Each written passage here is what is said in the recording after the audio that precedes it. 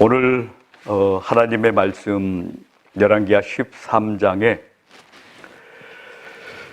엘리사가 병이 들어서 죽게 된 모습과 그리고 마지막으로 유언처럼 엘리사가 행했던 일들, 그것을 말씀 속에 찾게 됩니다. 엘리사가 요시아에게 그렇게 이야기를 합니다. 활과 화살들을 가져오소서. 또 이스라엘 왕 요시아에게 다시 한번 말씀을 합니다. 그리고 그 손으로 잡은 그 손 위에 엘리사가 자기 손을 왕의 손 위에 얹고라고 그렇게 말씀을 하는데, 엘리사가 그를 통해서 놀라운 약속들을 그대로 손에 새겨놓고 또 나아가서 이스라엘에 남기고자 그렇게 했던 일들입니다. 그러면서 화살을 쏘라고 했고, 그리고 대여섯 번을 치라고 그렇게 분노하듯 이야기를 했던 말씀들이 오늘 오늘 허락하신 말씀 속에 남아있게 됩니다. 엘리사라는 그 인물, 우리는 너무나 많은 말씀들을 통해서 알고 있는 하나님께서 쓰시는 사람입니다. 한때는 이 땅에 사드 배치를 하는 것을 가지고 반대를 하는 사람들이 있었습니다. 그 사드라는 것, 고고도 방어 미사일이라는 그런 뜻을 갖고 있는데, 높은 고도에서 40km 이상 100km의 그 고공에서 적이 쏜 그 미사일을 공중에서 폭파시키는 그런 역할을 하는 것이 바로 이 사드라는 장치입니다. 그래서 이 사드를 통해서 방어막을 침으로, 그래서 적이 쏜 그 무기로부터 국민을 보호하고자 하는 것이 바로 사드의 의미가 됩니다. 만약에 핵탄두를 장착한 미사일이 날아올 때, 그때 이 사드가 할 수 있는 일이 무엇입니까? 핵폭탄은 핵분열을 일으켜야, 그래야 거기서 여러 가지 핵 반응이 나타나고 안타까운 일들이 나타납니다. 근데 핵분열이 일어나려면 중성자가 있어야 되고, 사드라는 것은 핵폭탄이 터지기 전에, 그래서 중성자가 역할을 해서 핵폭탄이 터지기 전에 미리 폭탄을 터뜨려 버림으로 인해서 핵무기가 아니라 그냥 평범한 어떤 그저 출력이 센 그런 폭탄으로 만들어 버립니다. 아무리 핵폭탄이라고 하더라도 중성자 반응이 없고 핵분열이 일어나지 않으면은 아무 역할도 못하는 그런 무기에 해당이 됩니다. 엘리사가 바로 그런 존재였던 겁니다. 열왕기하 6장에 보니까 아람 왕이 상당히 마음이 불안해서, 그리고 그 신복들을 불러 이야기를 합니다. 우리 신복 중에 누군가가 우리 신하 중에 밀고자가 있느냐 하면서 그렇게 이야기를 하는데, 그 중에 한 사람이 이야기를 합니다. 오직 이스라엘 선지자 엘리사가 왕이 침실에서 하신 말씀을 이스라엘 왕에게 고하니라 하고 말씀을 합니다. 왕이 침실에서 이야기한 것까지도 엘리사가 다 듣고, 그리고 그것을 이스라엘 왕에게 이야기를 한다는 말씀입니다. 이렇기 때문에 번번이 요람 왕이 군대를 내보내지만 벤하닷의 군대가 실패를 하고 패배를 하게 됩니다. 그래서 그 원인을 알아보니까 엘리사가 미리 내다보는 그런 힘이 있구나라는 것을 파악하게 됐고, 그래서 이 엘리사를 잡으려고 도단성을 둘러싸게 됩니다. 그런 엘리사인데, 근데 이스라엘에 위기가 왔습니다. 이스라엘의 방어 체계가 무너지는지도 모릅니다. 미리 알고 적들이 올 때마다 그것을 예언을 해서 이스라엘 왕에게 마치 사드가 배치된 것처럼 날아오는 폭탄을 막는 것처럼 이제 엘리사가 그런 역할을 했었습니다. 근데 오늘 말씀해 보니까 심각한 일입니다. 엘리사가 죽을 병이 들매라고 상태를 밝혔습니다. 국가의 비상사태입니까? 아니면 계엄령이 선포될 정도로 심각한 그러한 상태가 바로 엘리사의 죽음이었다는 것입니다. 그러니까 요아스가 와서 울면서 그렇게 이야기를 합니다. 자기 얼굴에 눈물을 흘리며 내 아버지여 내 아버지여 이스라엘의 병거와 마병이여. 엘리사가 했던 일은 이스라엘의 병거처럼 이스라엘의 마병처럼 이스라엘을 지켰던 것인데, 근데 이제 엘리사가 그 역할이 중단되게 되니까 요시야가 답답할 수밖에 없습니다. 요아스가 답답할 수밖에 없습니다. 그래서 엘리사가 요아스에게 그렇게 이야기를 합니다. 화살을 취하라고, 그리고 화살을 쏘라고. 근데 엘리사가 분노한 이유가 무엇입니까? 왜 왕이 3번만 칩니까? 대여섯 번을 칠 것입니다 하면서 엘리사가 분노를 하게 됩니다. 그러면 엘리사가 원했던 수준이 무엇입니까? 또 엘리사의 행적이 어땠습니까? 여러분, 엘리야가 승천하기 직전에 엘리사가 엘리야를 계속 따라가게 됩니다. 그래서 길갈에서 출발을 했습니다. 길갈에서 시작해서 베델로, 또 베델에서 여리고로, 그리고 여리고에서 마치 요단강을 건너게 됩니다.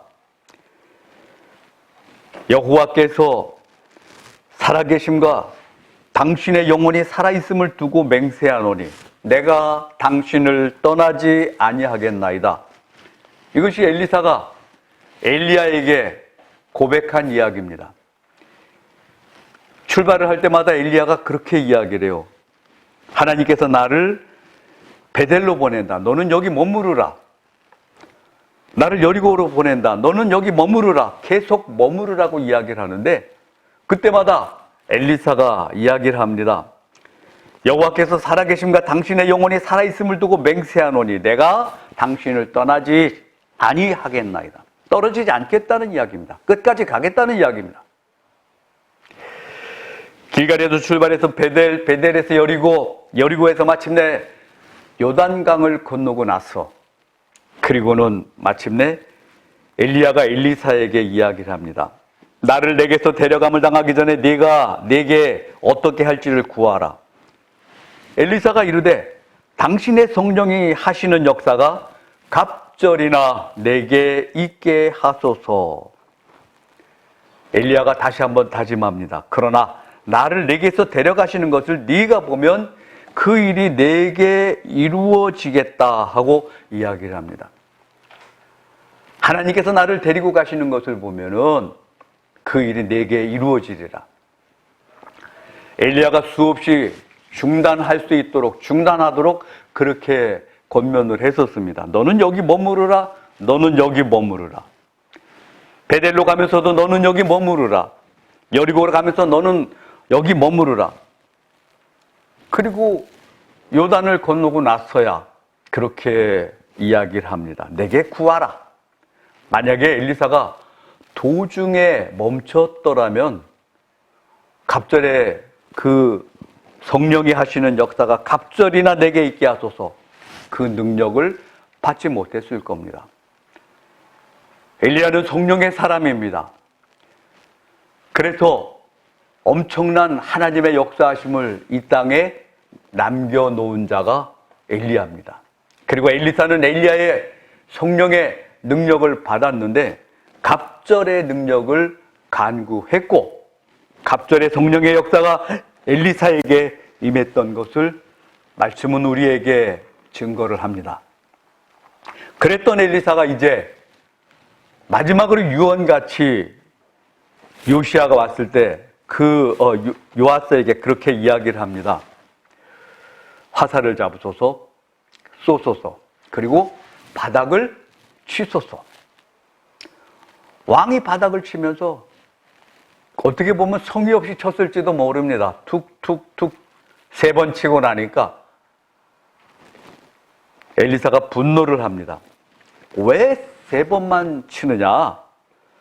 6번을 쳐야 되지 않느냐? 엘리사의 열정이 무엇입니까? 남들이 하지 말라고 해도 한 걸음 더 나가는 것이 엘리사의 열정입니다. 길갈을 출발해서 베델로, 베델을 출발해서 여리고로, 여리고를 출발해서 요단을 건너고 남이 말려도 끝까지 자기의 뜻을 관철하는 자가 엘리사였던 겁니다. 그런 열정의 엘리사가 이제 왕에게 요구한 것이 무엇입니까? 그냥 평범한 요구를 했던 게 아닙니다. 그것보다 더 한 걸음 나아가길 원했던 겁니다. 여러분, 가다가 중단하면 아니감나 못합니다. 더러는 많은 발걸음들이 출발은 하지만 끝까지 가지 못하는 경우가 너무 많습니다. 여러 가지 이유도 있습니다. 핑계도 있고, 상황이 변하고, 시대도 변하고, 코로나도 있고, 경제도 안 좋고, 그래서 쉽게 인생을 포기하는 자들이 많습니다. 하던 가게를 덮는 자영업자들도 많고, 또 사업을 접는 경우도 있고, 그리고 직장을 다니는 이들도 직장 가운데 견디면 될 것을 사소한 일로 인해서 마음의 상처를 받고 병이 되고, 그래서 결국 직장을 중단해야 되는 이런 일까지 생기고, 그건 마음으로부터 비롯되는 것이 아니었습니까? 그 결심이 어디까지 가고자 하는 것이 아니었습니까? 히브리서 11장에 밝혀줍니다. 믿음은 바라는 것들의 실상이고 보지 못하는 것들의 증거다라고 말씀을 했습니다. 마음을 다스릴 수 있는 게 믿음입니다. 그리고 소망입니다. 그 믿음과 소망으로 인해서 마음이 더, 우리의 믿음이 앞으로도 나갈 수가 있고 마음이 더 온전히 설 수가 있는데, 엘리사가 요구했던 것은 바로 자기의 행적처럼 더 한 걸음 나아가기를 원했던 겁니다. 그런데 3번만 치고 만 그 왕을 위해서, 요아스를 위해서 그렇게 화를 내면서 적어도 6번을 쳤어야 되지 않느냐 하고 분노했던 겁니다. 엘리사가 그저 죽어가는 노인네가 했던 이야기입니까? 자신이 없는 때, 그래서 너무나도 힘이 없는 그때에 되어졌던 일입니까? 아닙니다. 20절 말씀, 21절 말씀을 보면은 엘리사가 죽으니 그를 장사하였고 해가 바뀜에 모압 도적대들이 그 땅에 온지라 마침 사람을 장사하는 자들이 그 도적대를 보고 그의 시체를, 장례를 행하던 시체를 엘리사의 묘실에 들어 던졌습니다. 그러니까 시체가 엘리사의 뼈에 닿자 곧 회생해서 생명이 들어가서 일어나더라라고 그렇게 기록을 합니다. 여러분, 엘리사가 왕에게 주고자 했던 것은 무엇입니까? 엘리사가 특별히 요아스에게 주고자 했던 것은 무엇이었습니까? 그러한 능력입니다. 엘리야에게 받았던 갑절의 성령의 능력, 그것이 이제 자기가 생을 마감을 하면서 왕 요아스에게 그렇게 전달되기를 그렇게 원했는데, 근데 어떻게 된 겁니까? 화살을 치라고 하니까 3번만 툭툭툭 치고 맙니다. 여러분, 오늘 우리가 사는 세상의 조건들을 보았습니다. 미끄러지지 않을 수가 없습니다. 넘어지지 않을 수가 없습니다. 실족되지 않을 수가 없습니다. 속지 않을 수가 없습니다. 답답하고 험난하고 안타깝고 때로는 치사하고 때로는 서럽고 때로는 비참하고, 이러한 세상 속에 우리가 살면서 그래도 끝까지 유지를 해야 될 것은 무엇입니까? 바로 믿음이라는 분명한 제목입니다. 믿음이라는 타이틀을 포기하고 나면은 우리는 아무것도 될 것이 없습니다. 그렇기 때문에 파도가 치더라도, 바람이 불더라도, 인생에 모진 바람이 불고 인생에 거센 파도가 들이닥쳐도 우리는 그 믿음을 여전히 하나님께로 향해서 초점을 맺고 있어야 됩니다. 요즘 세대를 돌이켜보니까 삼포 세대라고 이야기를 합니다. 무엇입니까? 연애를 포기하고 결혼을 포기하고 출산을 포기하고. 우리나라 출산율이 인구 감소율 추세로 빠진 지가 이미 오래됐습니다. 근데 거기에 더해서 인간관계를 포기하고, 그리고 주택 마련하는 것도 포기하고, 그것까지 포함해서 오포시대라고도 이야기를 하고, 그런가 하면은 희망도 없고 삶의 가치까지 분실하게 되니까 N포세대라고 이야기를 해요. 그리고 거기다 또 한 가지 더 비참한 게 있어요. 노인 때까지 포기를 해버린 노포시대. 이 세상은 포기하는 시대입니까? 절망하는 시대입니까? 안타까운 시대입니까? 앞으로 5년 한국교회의 미래라는 책 속에 보니까 세 가지 없는 것을 밝혔습니다. 어떤 것이냐 하면은 무기력, 무관심, 그리고 무의미라고 이야기를 합니다. 어떤 일을 하더라도 기운이 없다는 이야기입니다. 얼마나 기운이 없습니까? 요하스가 툭툭툭 3번만 치고 만 것처럼 정말 의욕이 없고 기운이 없습니다. 그래서 무기력. 거기다 또 관심이 없어요. 장터에서 놀고 있는 아이들이 피리를 불어도 춤추지 않고 애곡하여도 곡하지 않는 것처럼 놀이가 진행됨에도 불구하고 한쪽에 서서 가만히 보고 있는 것처럼 무관심한 사람들이 많습니다. 동시에 같은 아파트 통로에 있으면서도 그 아파트 옆칸에서 사람이 썩어서 백골이 되도록 무슨 썩는 냄새는 맞는지 모르겠는데 문 한 번 열어보지 못하는 가로막힌 세대를 기억하게도 됩니다. 의미가 없습니다. 이게 뭔데? 의미가 없다 보니까 열정도 없어요. 이것이 오늘 우리가 사는 시대의 현상이 아니었습니까? 이 엉터리 같은 세상을 향해서 믿는 자들이 해야 될 일이 무엇입니까? 엘리사처럼 선한 영향을 주어야 된다는 말씀입니다. 장군 중에 보면 덕장이 있습니다. 덕을 가지고 있는 장수. 지장이 있습니다. 지략이 뛰어나고 지혜가 있고. 그리고 용장이 있습니다. 아주 용감한 장수를 이야기를 합니다. 근데 그냥 계급장만 달고 있고 존경받지 못하는 자가 있습니다. 그냥 계급만 장군이고 장군 짓을 못하는 자가 있습니다. 어떤 자입니까? 그게 졸장입니다. 졸장. 여러분 인생을 용맹스럽게 장수처럼 지나가야 됩니다. 덕장이 돼야 될지 지장이 돼야 될지 용장이 돼야 될지 고민하지 못하고 아예 졸장 쪽으로 가버리는 인생이라면은 모양만 있고 내용이 없다면은 그것 얼마나 비참한 인생이 됩니까? 여러분 성경을 쥐어짜면은 그 속에서 하나님의 사랑과 그리스도의 보혈이 흘러나와야 됩니다. 고린도후서 2장에는 너희는 그리스도의 향기라고 말씀을 합니다. 항상 우리를 그리스도 안에서 이기게 하시고 우리로 말미암아 각처에서 그리스도를 아는 냄새를 나타내게 하시는 하나님께 감사하노라. 우리는 구원받는 자들에게나 망하는 자들에게나 하나님 앞에서 그리스도의 향기니 이 사람에게는 사망으로부터 사망에 이르는 냄새요 저 사람에게는 생명으로부터 생명에 이르는 냄새라. 누가 이 일을 감당하리요. 너희는 그리스도의 향기라고 이야기를 합니다. 믿는 자들의 인생을 쥐어짜면, 믿는 자들의 인생을 건드리면 당연히 그리스도의 향기가 나와야 됩니다. 고린도후서 3장에는 너희는 우리의 편지라 우리의 마음에 썼고 무사람이 알고 읽는 바라 하고 말씀을 합니다. 너희는 우리로 말미암아 나타난 그리스도의 편지, 이는 먹으로 쓴 것이 아니고 오직 살아계신 하나님의 영으로 쓴 것이다 라고 말씀을 합니다. 돌판에 쓴 것이 아니고 육의 마음판에 썼느니라 말씀을 합니다. 여러분 성경을 쥐어짜면 하나님의 사랑과 그리스도의 보혈이 나와야 됩니다. 믿는 자들의 인생을 쥐어짜면은 그 속에서 향기가 나와야 되고 그 속에서 아름다운 소문이 나와야 됩니다. 믿는 자의 소문이 아름다워야 됩니다. 믿는 자의 삶이 향기가 있어야 됩니다.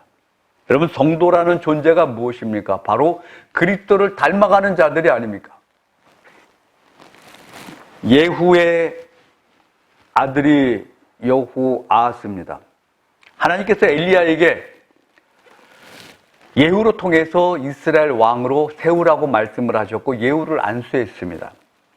그리고 그 예후의 아들이 여호아하스, 그 여호아하스의 아들이 요아스입니다. 요아스는 예후의 손자가 됩니다. 예후가 우상 타파를 하는 그러한 정책을 펼쳤습니다. 그렇지만 금송아지를 남겨놓았습니다. 그 아들 되는 여호아하스가 저가 보고 있는 게 금송아지니까 금송아지를 섬기는 우상 숭배의 죄를 범했습니다. 거기다 한 가지 더 못했어. 그래서 아세라 목상까지 섬기는 그런 일을 했습니다. 그리고 요아스 역시도 우상 숭배를 하게 됩니다. 여러분, 이스라엘의 역대 왕들이 아합을 시작해서 아니면은 그 앞전에 여로보암을 시작해서 계속 우상 숭배에 빠져 있던 자들이 이스라엘입니다. 근데 이 북이스라엘을 하나님께서 버리지 아니하시고 그렇게 있었던 것은 무엇입니까? 거기에 엘리야나 엘리사 같은 선지자로 하여금 계속 하나님을 떠나지 않게 그렇게 말씀을 하셨던 겁니다. 여호아스가 금송아지를 섬기면서 거기다 더 보태갖고 아세라 목상까지 섬기는 그런 일을 했을 때, 하나같이 다 우상 숭배를 했을 때 이스라엘을 버리지 아니하시는 하나님, 무엇 때문에 하나님께서 붙잡고 계셨습니까? 거기에 믿음을 갖고 끝까지 하나님의 뜻대로 살고자 하는 자들이 있기 때문에 하나님께서 이스라엘을 붙잡고 계셨던 것입니다. 모세 이후에 지도자는 여호수아입니다. 그런데 여호수아가 엄청나게 불안합니다. 어떻게 불안합니까? 그 나온 자들, 그때 당시에 출애굽을 한 자들이 200만 이상이나 되고 저들이 광야를 지나면서 모세의 통치를 받다가 이제 모세가 하나님의 부르심을 받았습니다. 이랬을 때 불안해하는 이 여호수아에게 하나님께서 말씀을 하셔요. 내 종 모세가 죽었으니 이제 너는 이 모든 백성과 더불어 일어나 이 요단을 건너 내가 그들 곧 이스라엘 자손에게 주린 그 땅으로 가라. 내가 모세에게 말한 바와 같이 너희 발바닥으로 밟는 곳을 모두 내가 너희에게 주었노니 이 광야와 이 레바논에서부터 큰 강 유브라데 강까지 해쪽 속의 온 땅과 또 해지는 쪽 대해까지 너희의 영토가 되리라. 내 평생에 너를 등에 당할 자가 없으리니 내가 모세와 함께 있었던 것 같이 너와 함께 있을 것임이니라. 그러면서 8절에 보니까 그렇게 말씀을 하시오. 이 율법책을 내 입에서 떠나지 말게 하며 주야로 그것을 묵상하여 그 안에 기록된 대로 다 지켜 행하라. 그리하면 내 길이 평탄하게 될 것이며 네가 형통하리라. 아멘. 하나님께서 여호수아에게 무슨 말씀을 하셨습니까? 말씀대로 살라고 허락을 하신 겁니다. 말씀대로 살라고 명령을 하신 겁니다. 이 율법책대로 성경 말씀대로 행하라고. 그리하면 내 길이 평탄하게 될 것이며 네가 형통하리로다. 여호수아에게 하나님께서 큰 힘을 공급을 하셨던 겁니다. 병원에 신방을 갔던 기억이 납니다. 새신자였습니다. 교회 나온 지 얼마 안 되는데 이분이 늘 등산을 가요. 그래서 나이가 한 50 좀 안 된 여신도 분인데 이 성도님이 교회 등록을 하고 얼마 안 됐는데 근데 등산을 갔다가 낯선 집에 들어갔습니다. 낯선 집에 들어갔더니 하필 그 집이 좀 민가에서 떨어져 있다 보니까 개들을 길렀던 모양입니다. 문이 열렸길래 물 좀 마실까 싶어갖고 이렇게 들어가는데 갑자기 문이 닫히더래요. 그러니까 아마 누군가가 밖에 나가고 그리고 안에서는 열 수 없는 그런 식으로 문을 만들어 놨던 것 같아요. 개들이 못 나오게 하려고 그랬는지. 그 안에 보니까 개가 한 그 도사견 같은 큰 개들이 8마리, 뭐 한 10마리 이렇게 있더래요. 그러더니 이 새신자 성도님한테 와서 물더래요. 이렇게 다리를 물고, 바지를 물고, 발목을 물고, 그러면 막 흔들어 제끼는데 그 순간에 마음속에 생각나는 것이 있었어요. 기도도 할 줄 모르고 갑자기 주기도가 생각이 나더래요. 그래서 하늘에 계신 우리 아버지여, 이름이 거룩히 여김을 받으시오며, 그렇게 기도를 하고 있는데 물고 있던 개들이, 막 흔들어대던 개들이 한쪽으로 다 이렇게 몰려가더래요. 어떤 현상이 생긴 겁니까? 말씀의 현상이 생긴 겁니다. 이 새신자분이 성경 말씀을 기억하고 있는 것도 아니고 갑자기 느닷없이 주기도문이 생각이 나서, 그래서 주기도를 외니까 하나님의 역사하심이 임했던 겁니다. 하나님은 여호수아에게 말씀으로 살라고 그렇게 명령을 하셨습니다. 여호수아에게 명령하신 그 하나님께서 우리에게 다시 한번 말씀하셔요. 너희는 말씀으로 살라고, 좌우로 치우치지 말라고, 하나님의 법칙대로 살라고, 하나님의 법대로 살라고, 하나님의 원칙대로 살라고 말씀을 하십니다. 여러분, 때로는 우리가 신앙은 뒷전에 두고 앞서고 있는 인간적인 계산, 인간적인 수단이 보일 때가 있습니다. 하나님은 그것을 싫어하셔요. 우리가 인격이 하나님의 다스림을 받아야 됩니다. 언어가 하나님의 다스림을 받아야 됩니다. 생각이 하나님의 다스림을 받아야 됩니다. 하나님의 말씀으로 살아야 된다는 사실입니다. 여러분, 오늘 우리가 이 땅에 살면서 수많은 일들을 많이 만나잖아요. 좋은 일이 있기도 하지만 그렇지 않은 일도 있어요. 병든 말에게는 절대로 박차를 달지 않습니다. 무슨 말입니까? 병든 말은 전쟁터에도 나가지도 않지만 병든 말에게 박차를 가하진 않습니다. 박차가 뭡니까? 박차가 그 군인의 그 장화 발뒤꿈치에 뾰족하게 만들어 놓은 그것이 박차입니다. 그래서 그 발뒤꿈치를 가지고 말의 엉덩이를 탁 차게 되면 말이 깜짝 놀라서 앞으로 나가게 됩니다. 그게 박차 아닙니까? 병든 말에게는 박차를 가하지 않아요. 교회에 안 나가는 사람들, 교회를 경험을 한 사람들입니다. 교회에 대해서 잘 알고 있어요. 안타깝게도 그들이 상처를 받고 상처가 치유되지 않은 상태가 아니었습니까? 여러분, 상처는 딱지가 생기고 덮여야 됩니다. 곪으면 곪지 않게 염증을 치료해야 되고, 우리가 목적지는 천국입니다. 교회가 아닙니다. 근데 왜 도중에 우리가 하차를 해야 됩니까? 아닙니다. 넘어졌다면 다시 일어나야 됩니다. 놓쳤다면 다시 붙잡아야 됩니다. 잃어버렸다면 다시 기억해야 됩니다. 하나님은 한 번도, 단 한순간도 우리를 외면하지 않으시고 망각도 아니하시고 또 거짓말도 아니하시고 외면도 아니하셨는데 우리가 우리의 신앙이 도중 하차하든가 행로가 바뀌든가 할 수가 없습니다. 하나님은 여전히 기다리셔요. 그리고 하나님은 여전히 말씀하셔요. 내가 너를 모태로부터 지명하여 불렀나니 너는 내 것이라 약속을 하셨습니다. 아플 수도 있습니다. 실패할 수도 있습니다. 배반당할 수도 있습니다. 비참할 수도 있습니다. 속을 수도 있습니다. 그러나 믿음을 포기할 수는 없습니다. 믿음을 붙잡고 끝까지 나아가야 됩니다. 엘리사가 요아스에게 책망을 합니다. 왜 3번만 칩니까? 왕이 3번만 쳤기 때문에 아람을 3번만 칠 것입니다. 대여섯 번을 쳤더라면, 이것보다 더 했더라면은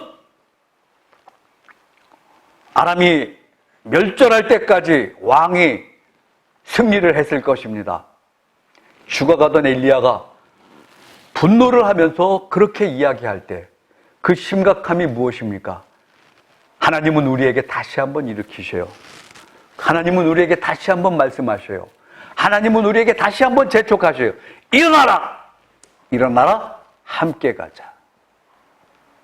험한 산이었습니까? 알 수 없는 길이었습니까? 외롭고 고통스러운 길입니까? 주님은 여전히 말씀하셔요. 일어나라! 함께 가자. 여기 주저앉아 있을 수 없습니다. 함께 가자고 말씀을 합니다. 믿음이 일어나야 됩니다. 성도가 일어나야 됩니다. 교회가 일어나야 됩니다. 대한민국이 일어나야 됩니다. 감당하는 믿음의 삶이 되어지기를 간절히 축원합니다. 화평방송 구독, 좋아요 부탁드립니다. 감사합니다.